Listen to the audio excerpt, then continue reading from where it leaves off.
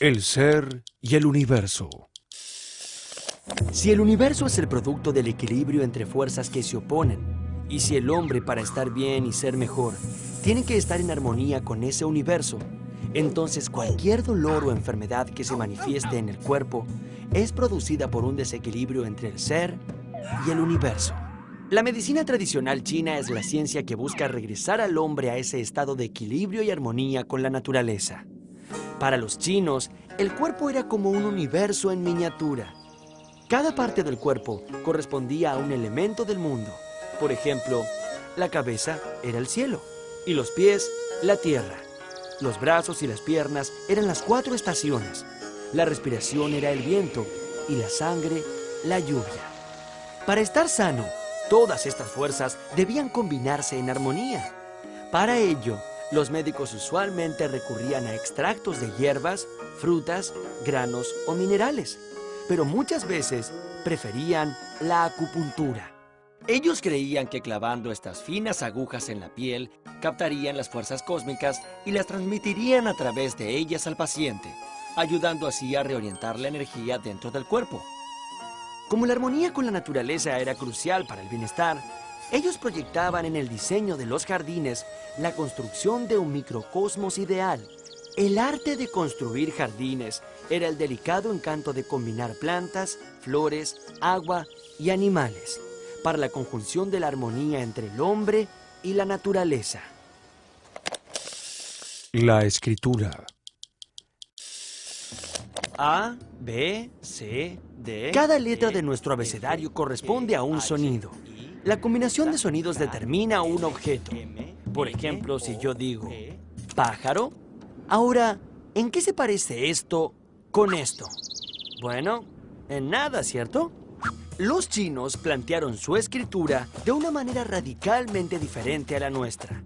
Si un pájaro es esto, entonces, ¿para qué escribir la palabra pájaro si es posible dibujarlo trazando un par de simples líneas? Este tipo de escritura fue llamada pictogramas. Los pictogramas no representan sonidos, sino al objeto mismo. Por ejemplo, esto sería un árbol, esto el sol, esto la luna y esto es un caballo. Los pictogramas eran utilizados en China desde 1500 años antes de Cristo. Con el correr de los siglos, estos signos fueron evolucionando y dejaron de parecerse tanto a los objetos que representaban, permitiendo representar también pensamientos e ideas. Así fue como se transformaron en ideogramas. ¡Claro! Ahora también podían representar ideas.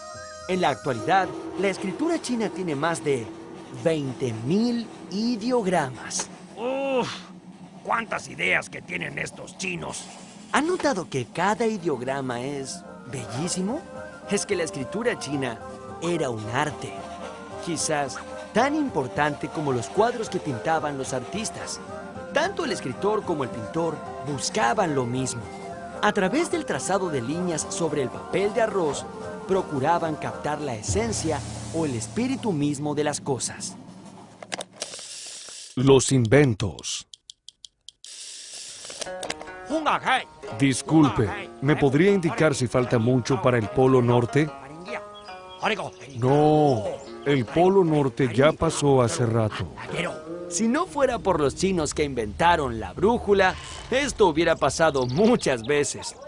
La primera referencia a un buscador de direcciones está en un libro chino editado hacia el año 1040.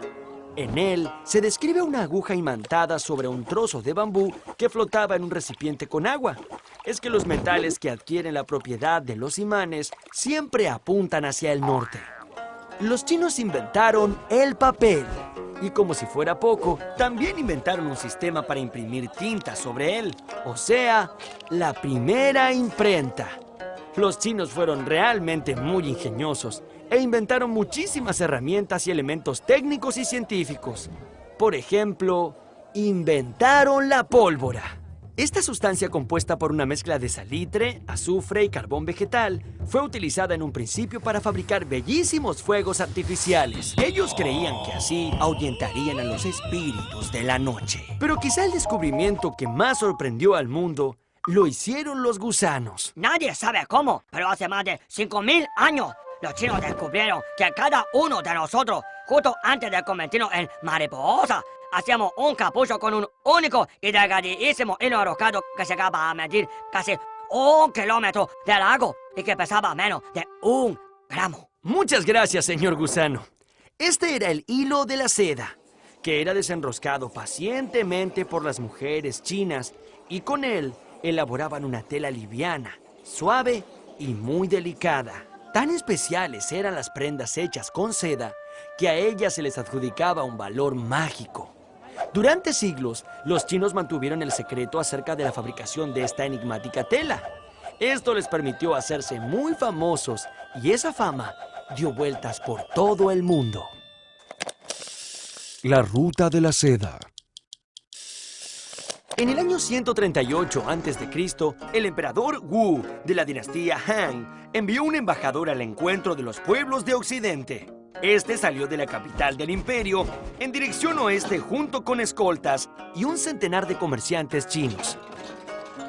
El largo viaje fue un éxito y a su regreso, los comerciantes trajeron a su emperador valiosísimos artículos. De este modo, se abrió el interés de los chinos por el intercambio de mercaderías en toda Asia Central y Europa. Pronto esa ruta empezó a ser muy frecuentada y todos los comerciantes se encontraban en el oasis de Kashi. Esos largos viajes obligaron a los comerciantes y artesanos a relacionarse con hombres de costumbres muy diferentes.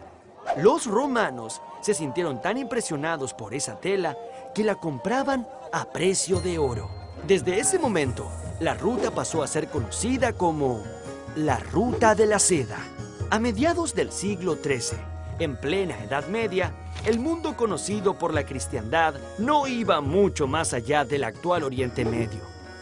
Cuentos sobre monstruos y dragones hacían que muy poca gente de Europa se aventurara más allá del árido desierto de Arabia. Uno de los viajantes aventureros de esa época fue un comerciante veneciano llamado Marco Polo.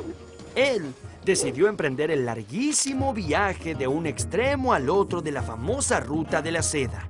Marco Polo vivió 20 años en China y llegó a tener una relación muy cercana con el mismísimo emperador.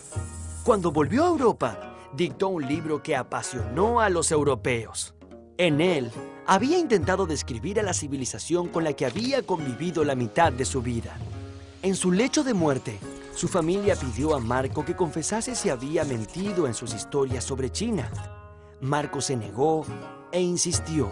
China es tan vasta y maravillosa que solo he alcanzado a contar la mitad de lo que realmente allí he vivido.